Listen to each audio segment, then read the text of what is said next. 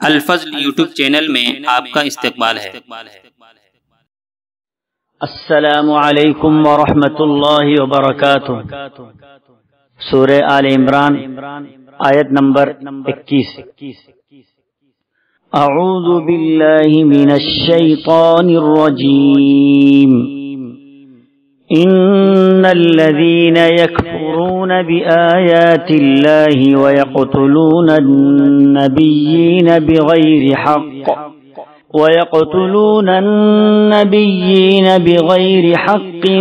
ويقتلون الذين يأمرون بالقسط من الناس فبشرهم بعذاب أليم۔ جو لوگ اللہ کی آیتوں کو جھٹلاتے ہیں اور نبیوں کو ناحق قتل کرتے ہیں اور انصاف کی تلقین کرنے والے لوگوں کو بھی قتل کرتے ہیں، ان کو دردناک عذاب کی خوشخبری سنا دیجیے۔ بزرگوں اور بھائیوں، اس آیت میں اہل کتاب کی مذمت بیان کی جا رہی ہے جو مستقل گناہ اور حرام کاموں کا ارتکاب کرتے رہتے تھے۔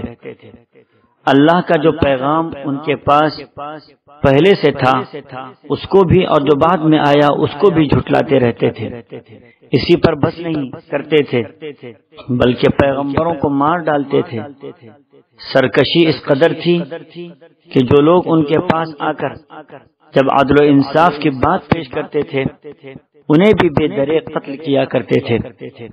ایک روایت کے مطابق حضرت ابو عبیدہ بن جراح رضی اللہ تعالی عنہ نے رسول اللہ صلی اللہ تعالی علیہ وسلم سے پوچھا کہ سب سے زیادہ سخت عذاب کے مستحق کون ہوں گے؟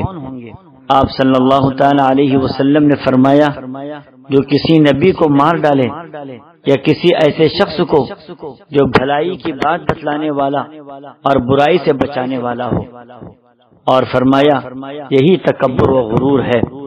پھر حضور صلی اللہ تعالی علیہ وسلم نے یہ آیت تلاوت فرمائی۔ اپنی بات کو جاری رکھتے ہوئے فرمایا کہ ابو عبیدہ، بنو اسرائیل نے 43 نبیوں کو دن کے اول حصے میں ایک ہی وقت میں قتل کیا، پھر 170 بنی اسرائیل کو بھی قتل کیا جو ایماندار تھے، انہیں روکنے کے لیے آئے تھے، بھلائی کا حکم دے رہے تھے اور برائی سے روک رہے تھے۔ بزرگوں اور دوستوں، حدیث پاک میں ہے کہ حق کو نہ ماننا اور حق والوں کو ذلیل جاننا یہی کبر و غرور ہے۔